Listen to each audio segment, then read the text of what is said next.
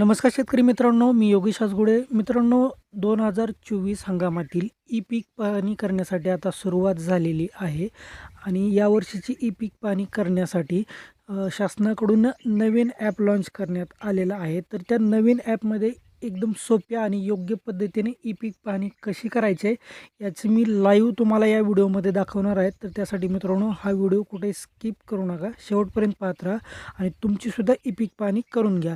तर मित्रांनो, ई-पीक पाहणी करण्यासाठी सर्वात अगोदर तुमच्या मोबाईलमध्ये जर जुनं कुठलं ॲप असेल ई-पीक पाहणीचं, तर ते अनइन्स्टॉल करायचं आहे आणि त्याच्यानंतर तुमच्या मोबाईलमध्ये प्ले स्टोअरमध्ये जायचं आहे आणि नवीन ॲप घेण्यासाठी त्या ठिकाणी तुम्हाला ई-पीक पाहणी सर्च करायचं. ई-पीक पाहणी आणि त्याच्यापुढं DCS असं टाईप करायचं आहे आणि हे टाईप करून सर्च केल्यानंतर तुम्हाला जे नवीन व्हर्जन असलेलं ॲप आहे ई-पीक पाहणी DCS वरच्या कडेला आलेलं ॲप तुम्ही इन्स्टॉल करून घ्यायचं आहे. मित्रांनो, ॲप इन्स्टॉल होत आहे. 11 MBचंच ॲप आहे. जोपर्यंत ॲप इन्स्टॉल होत आहे तोपर्यंत तुम्ही जर आपल्या चॅनलवर नवीन असाल तर व्हिडिओ खाली लाल रंगाच्या बटनवर क्लिक करून चॅनलला सबस्क्राईब करा, जेणेकरून असेच महत्त्वाचे आणि योग्य व्हिडिओ तुमच्यापर्यंत वेळोवेळी पोहोचत राहतील. तर मित्रांनो, आपला ॲप इन्स्टॉल झालेला आहे. तर इथं दिसणाऱ्या ओपन बटनवरती क्लिक करून आपल्याला हे ॲप ओपन करायचं आहे. ॲप ओपन केल्यानंतर तुम्ही पाहू शकता या ठिकाणी काही परमिशन मागत आहे. तर त्याच्या सर्व परमिशनसाठी अलाउ करायचं आहे आपल्याला. ज्या काही परमिशन तुमच्या मोबाईलमध्ये मागितल्या जातील त्या सर्व त्याला परमिशन द्यायच्या आहेत. त्याच्यानंतर तुम्ही पाहू शकता हा ॲपचा इंटरफेस ओपन झाल्यानंतर ही स्क्रीन आपल्याला डावीकडे ढकलायची आहे. त्याच्यानंतर परत एकदा ही स्क्रीन आपल्याला डावीकडे ढकलायची आहे आणि स्क्रीन तुम्ही आता पाहू शकता, जी समोर स्क्रीन दिसत आहे. तर याच्यामध्ये आपल्याला नोंदणी करण्यासाठी खालील बाबींची मदत होऊ शकेल असं दिसत आहे. ते तुम्ही माहिती वाचू शकता. त्याच्या खाली महसूल विभाग दिलेला आहे आणि खाली हंगामाविषयी माहिती दिलेली आहे. तर याच्यामध्ये आपल्याला या ठिकाणी महसूल विभागच्या खाली जो बॉक्स दिसतो तिथं क्लिक करून तुमचा महसूल विभाग कुठला आहे तो निवडायचा आहे. मी छत्रपती संभाजीनगर हा महसूल विभाग निवडतो आहे आणि त्याच्यानंतर खाली जो पुढे जाणारा बाण दिसतो आहे त्याच्यावरती आपल्याला क्लिक करायचं आहे. त्यावरती क्लिक केल्यानंतर तुम्ही पाहू शकता याच्यापूर्वी आपल्याला अशा पद्धतीचा इंटरफेस येत नव्हता. शेतकरी म्हणून लॉग इन करा हा नवीन पर्याय आपल्या या ठिकाणी दिसत आहे. तर त्या ठिकाणी शेतकरी म्हणून लॉग इन करा याच्यावरती आपल्याला क्लिक करायचं आहे. क्लिक केल्यानंतर आपला मोबाईल नंबर जो असेल तर तो मोबाईल नंबर आपल्याला त्या ठिकाणी टाईप करायचा आहे आणि खाली जो पुढे जा बटन दिसत आहे त्याच्यावरती क्लिक करायचं आहे. मोबाईल नंबर टाईप केल्यानंतर इथे खातेदाराचे नाव, OTP वगैरे टाकण्यासाठी सर्व दिसत आहे. तुम्ही जर नवीन करत असाल मोबाईल नंबरवरून तर त्याच्यावरती मेसेजद्वारे OTP येईल, म्हणजे जो संकेतांक आहे तो येईल. किंवा तुम्ही जर यापूर्वी हा मोबाईल नंबर वापरलेला असेल तर डायरेक्ट तुमचं या ठिकाणी अशी स्क्रीन दिसेल, ज्याच्यावरती तुम्हाला खातेदाराच्या नावाखाली बॉक्सवर क्लिक करून तुमचं नाव जे असेल शेतकऱ्याचं ते निवडायचं आहे. मी शेतकऱ्याचं नाव या ठिकाणी निवडलेलं आहे आणि जर पूर्वीचाच नंबर असेल, आता नवीन OTP आलेला नसेल तर या ठिकाणी ह्या 4 चौकोनाच्या खाली संकेतांक विसरलात असं लाल अक्षरामध्ये विचारलेलं आहे. तर त्या ठिकाणी आपल्याला क्लिक करायचं आहे आणि आपला जो जुना संकेतांक आहे तोच या ठिकाणी वापरण्यासाठी आपला दाखवत आहे. तो जो 4 अंकाचा संकेतांक या ठिकाणी दाखवल्यानंतर ठीक आहे म्हणूया आणि तो संकेतांक या ठिकाणी आपण टाईप करूया. तो टाईप केल्यानंतर जो पुढे जाणारा बाण आहे त्या ठिकाणी आपल्याला क्लिक करायचं आहे. त्यानंतर मित्रांनो, ॲपची होम स्क्रीन ओपन झालेली आहे. या होम स्क्रीनवर सर्वात अगोदर जो पर्याय आहे कायम पड, चालू पड नोंदवा. तर मित्रांनो, कायम पड आणि चालू पड म्हणजेच तुमच्या शेतामध्ये विहीर असेल, बोरवेल असेल, गोठा असेल, कुठलं बांधकाम असेल, रोड गेलेला असेल, नाला असेल, तर अशा प्रकारचे ज्या कायमस्वरूपीच्या पडे आहेत किंवा चालू पडमध्ये तुमचे शेत पेरलेलंच नसेल काही भाग किंवा गवत आल्यामुळे पेरणी केलेली नसेल, तर अशा जे शेतीचे पड आहे ते पड नोंदवायचे आहे आणि त्याच्यानंतर तुम्हाला पिकाची नोंद करायची आहे. कायम पड कशी नोंदवतात याची माहिती आपल्या चॅनलवरती आहे. तो व्हिडिओ पाहून तुम्ही कायम पडची नोंद करू शकता. कायम पडची नोंद केल्यानंतर तुम्ही पीक माहिती नोंदवा या टॅबवरती क्लिक करायचं आहे. पीक माहिती नोंदवा टॅबवरती क्लिक केल्यानंतर इथे खातेदाराचे नाव, तारीख हे सर्व माहिती या ठिकाणी आलेली आहे. तर त्या ठिकाणी आपल्याला आता पूर्ण माहिती भरायची आहे. सुरुवातीचा जो पर्याय आहे खाते क्रमांक त्यावर आपल्याला क्लिक करायचं आहे. तर त्याखाली आपल्याला 3 अंकाचा, 4 अंकाचा किंवा 1-2 अंकाचा खाते क्रमांक येऊ शकतो. हा खाते क्रमांक तुमच्या सातबाऱ्यावर प्रत्येक शेतकऱ्याला त्या गावामध्ये दिलेला एक क्रमांक असतो, तो खाते क्रमांक आहे.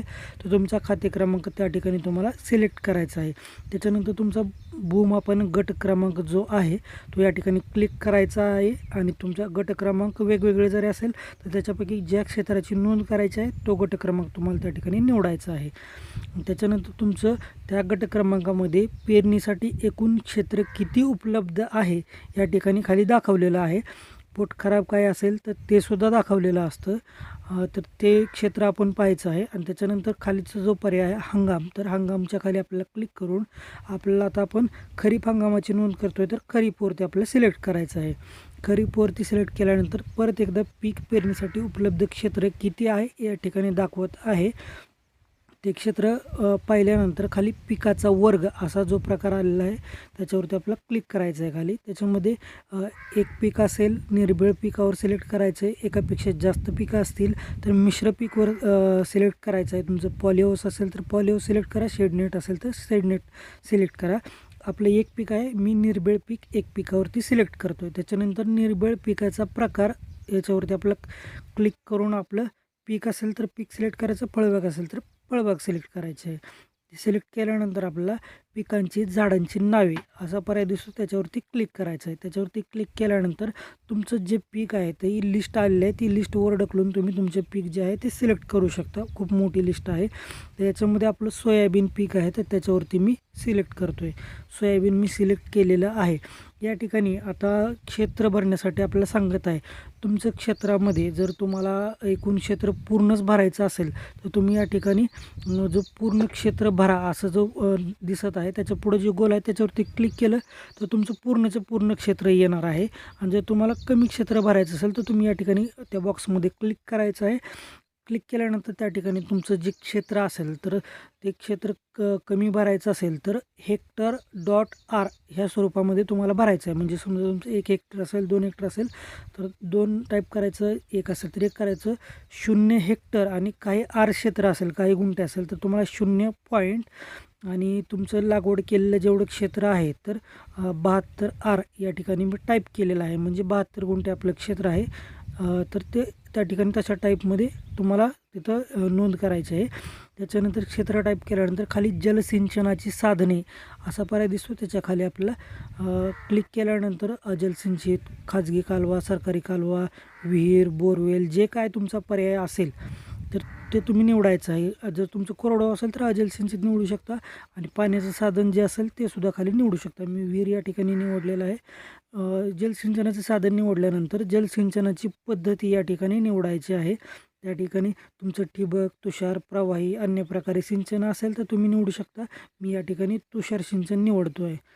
त्याच्यानंतर सर्वात महत्त्वाचं याच्या खाली लागवडीचा दिनांक खाली आपल्या बॉक्समध्ये क्लिक करायचं आहे. क्लिक केल्यावर इथं आपल्याला कॅलेंडर समोर दिसत आहे. तर आता ऑगस्ट महिना आहे तर समोर ऑगस्ट महिना दिसतो आहे. इथे जे 2 बाण दिसतात त्याच्यापैकी मागच्या बाणावरती क्लिक करून आपण महिना चेंज करू शकतो. आता जून महिन्यामधली आपली किती तारीख आहे, तुम्ही जूनमध्ये, जुलैमध्ये जी पेरणी केलेली असेल ती तारीख तुम्हाला त्या ठिकाणी सिलेक्ट करायची आहे. आपली 22 जून तारीख आहे तर ती तारीख मी सिलेक्ट या ठिकाणी केलेली आहे आणि ओके दाबायचं आहे. ओके क्लिक केल्यानंतर आपल्याला खाली जो पुढे जा पर्याय दिसतो त्यावरती क्लिक करायचं आहे. त्याच्यानंतर तुम्हाला पिकाचे छायाचित्र काढण्यासाठीचा पर्याय दिसत आहे. सुरुवातीला छायाचित्र 1 हे बटन दिसत आहे, त्याच्यावरती क्लिक करायचं आहे. मित्रांनो, तुम्ही तुमची ई पीक पाहणी करत असताना तुमच्या शेतामध्ये जाऊनच ई पीक पाहणी करायची आहे. याच्यामध्ये GPS द्वारे तुमचं लोकेशन डिटेक्ट केलं जातं. मी शेतामध्ये असूनसुद्धा इथं मध्यापासूनचे अंतर 131 मीटर दाखवत आहे. तर या ठिकाणी आपल्याला ठीक आहे म्हणूया. तुम्ही तुमच्या शेतामध्येच असाल तर ॲक्युरेट करण्याची आवश्यकता नाही. तुमच्या शेतामध्ये असेल तर ठीक आहे म्हणायचं आहे आणि कॅमेरा ओपन झाल्यानंतर या ठिकाणी तुम्हाला फोटो काढायचा आहे. फोटो क्लिक केल्यानंतर इथं राईट बटन दिसत त्यावरती क्लिक करायचं आहे. त्याच्यानंतर आपल्याला खाली छायाचित्र 2 असा पर्याय दिसतो त्याच्यावर सुद्धा क्लिक करायचं आहे. परत एकदा तुम्हाला ॲक्युरसीचं जे मीटर आहे ते दाखवलं जाईल. ठीक आहे म्हणूया. त्याच्यानंतर दुसरा फोटो आपल्याला परत एकदा क्लिक करायचा आहे आणि त्याच्यानंतर राईट बटनवरती क्लिक करायचं आहे. हे दोन्ही फोटो तुमचे आलेले आहेत आणि त्याच्यानंतर खाली राईट बटन जे गोलमध्ये दिसत आहे त्याच्यावरती क्लिक करायचं आहे. त्याच्यावरती क्लिक केल्यानंतर तुम्ही आत्तापर्यंत जी पूर्ण भरलेली माहिती आहे या ठिकाणी आलेली आहे. ती माहिती किती आहे, कशी आहे, ते बरोबर भरली गेली का हे एकदा चेक करायचं आहे. त्याच्या खाली फोटो आलेले आहेत आणि माहिती जर बरोबर असेल तर खाली जो पर्याय दिसत आहे वरीलप्रमाणे पिकाची माहिती योग्य व अचूक असल्याचे मी घोषित करत आहे. याच्या पुढे जो छोटा चौकोन दिसतोय त्या बॉक्समध्ये आपल्याला क्लिक करायचं आहे. अशा प्रकारे निळा बॉक्स होणार आहे तो आणि त्याच्यानंतर पुढे नावाचा जो बटन आहे त्यावरती आपल्याला क्लिक करायचं आहे. पुढे बटनवरती क्लिक केल्यानंतर इथं एक पॉपअप आलेला आहे ज्याच्यामध्ये सूचना आली आहे पिकाची माहिती साठवली आणि अपलोड झाली आहे. म्हणजेच तुमची ई पीक पाहणी या ठिकाणी झालेली आहे. तर या ठिकाणी आपण ठीक आहे म्हणूया. ठीक आहे म्हटल्यानंतर तुमच्या अशा प्रकारे ई पीक पाहणीची प्रक्रिया पूर्ण झालेली आहे. पण ती ई पीक पाहणी सबमिट झाली आहे का नाही पूर्ण हे पाहण्यासाठी आपल्याला याच स्क्रीनवरती उजव्या बाजूला वरच्या साईडला पिकाची माहिती पहा असा जो पर्याय दिसतोय त्याच्यावरती आपल्याला क्लिक करायचं आहे. त्याच्यावरती क्लिक केल्यानंतर तुम्ही पाहू शकता या ठिकाणी आपल्याला तुमचं गाव, तालुका, जिल्हा आलेला आहे. खाली खाते क्रमांक, गट क्रमांक, पीक कोणतं आहे, भरलेलं क्षेत्र, हंगाम, लागवडीचा दिनांक हे सर्व माहिती या ठिकाणी आलेली आहे.